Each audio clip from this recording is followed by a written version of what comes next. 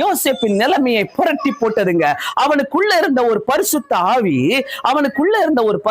ஆவி, அவன் அங்க அந்த அந்த அந்த அந்த நிலைமையே மாட்டி போட்டது. உன் வீட்டுக்குள்ள எப்படிப்பட்ட நிலைமை இருந்தாலும் உனக்குள்ள ஒரு அபிஷேகம் இருக்குதுனாக்கா உன்னதான் ஆண்டவர் எடுத்து உபயோகப்படுத்தி கொண்டே இருப்பாரு. நல்லா உணர்ந்துக்கங்க. ஒவ்வொரு வாலிப பிள்ளைங்களை உணர்ந்துக்கங்க. உன்னால சாதிக்கவே முடியாது, உன்னால எதுவுமே செய்ய முடியாது வித்தவுட் ஆண்டவருடைய அபிஷேகம் இல்லாம. நீ ஃபர்ஸ்ட் உணரு.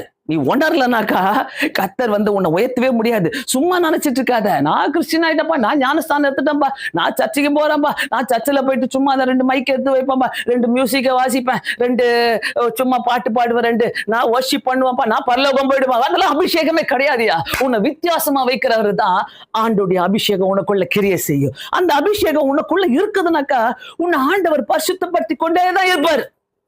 எவ்ரி டைம் ஆண்டவர் உன்னை பரிசுத்தப்படுத்தி கொண்டேதான் இருப்பாரு. பிரியமானவர்களே, இழந்துடாதீங்க.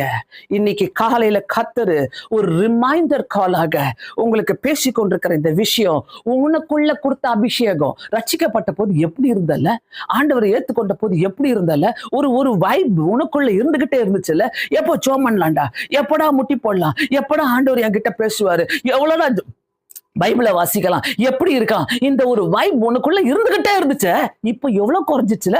ஏன்னா கர்த்தர் உன்னை இப்பவே நினைச்சிட்டாரா, ரொம்ப உயர்த்திட்டாரா, உன்னை இப்படி வச்சுட்டாரா, அப்படி வச்சுட்டா இல்ல, இன்னும் உன்னை அதிகாரியாக வைக்கிறதுக்கு தான் ஆண்டவர் காத்துட்டு இருக்கிறாரு. இன்னும் உன்னை பிரமாதமா வைக்க தான் ஆண்டவர் காத்துட்டு இருக்கிறாரு. இதுதான் ஆசீர்வாதம். 1 சாமுவேல் 10வது அதிகாரம் 6வது வசனத்துல கர்த்தருடைய ஆவி உண்மையில் இறங்குவார், நீ அவர்களோடு கூட தீர்க்க தரிசனம் சொல்லி வேறு மனுஷனாவாய் அபிஷேகம் இறங்கினாலே அந்த இடத்துல அந்த ஆளு மாற்றப்படுகிறார். அங்க சவுலுக்கு சொல்றார் ஆண்டவர், கர்த்தருடைய ஆவி உண்மையில் இறங்குவதனாலே நீ அவர்களோடு கூட என்ன பண்ணுவ, தீர்க்க தரிசனம் சொல்லுவ. தீர்க்க தரிசனம் சொல்றதுக்கு ஏதாவது குவாலிஃபிகேஷன் கேட்டாரா? நீ தரிசனம் பார்க்கறதுக்கு ஆண்டவர் குவாலிஃபிகேஷன் கேட்டாரா? நீ சொப்பனங்களை காண்பதற்கு ஆண்டவர் குவாலிஃபிகேஷன் கேட்டாரா? இல்லையே, எதுக்குமே கேட்கலையே. கர்த்தர் உன்கிட்ட கேட்கிற ஒரே ஒரு கேள்வி, உனக்குள்ள இருக்கிற அபிஷேகம் என்ன செஞ்சிட்டு இருக்கிறது? நீ பயனுள்ளவனாக இருக்கிறியா, பயனற்றவனாக வாழ்ந்து கொண்டிருக்கிறியா? இந்த உலகத்துல பயனுள்ளவனாக நம்ம வாழ்றோம்னாக்கா கர்த்தர் நம்மள சும்மாவே விட மாட்டாரு. ஆண்டவருக்குள்ள இருக்கிறவங்க ஜெபிக்கிறவங்களுக்கு தான் இந்த செய்தி டிஸ்டர்ப் பண்ணுமே ஒழிய எல்லாரையும் இது டிஸ்டர்ப் பண்ணாது. நீ அப்படியே இருந்துக்கோ, நீ இருக்கிற மாதிரியே இருந்துக்கோ, நீ அழுகுற மாதிரியே இருந்துக்கோ, நீ அப்படியே யோசிச்சுக்கோ, நீ என்ன யோசிக்கிறிய அதுலயே போய்கிட்டே இருந்து ஆண்டவரை விட்டுருவாரு. ஆண்டவர் போராடலாம் மாட்டாரு. ஏன்னா கர்த்தர் நீ ஏற்றுக்கொண்டு அப்பயே உனக்கு அபிஷேகத்தை கொடுத்தாரு.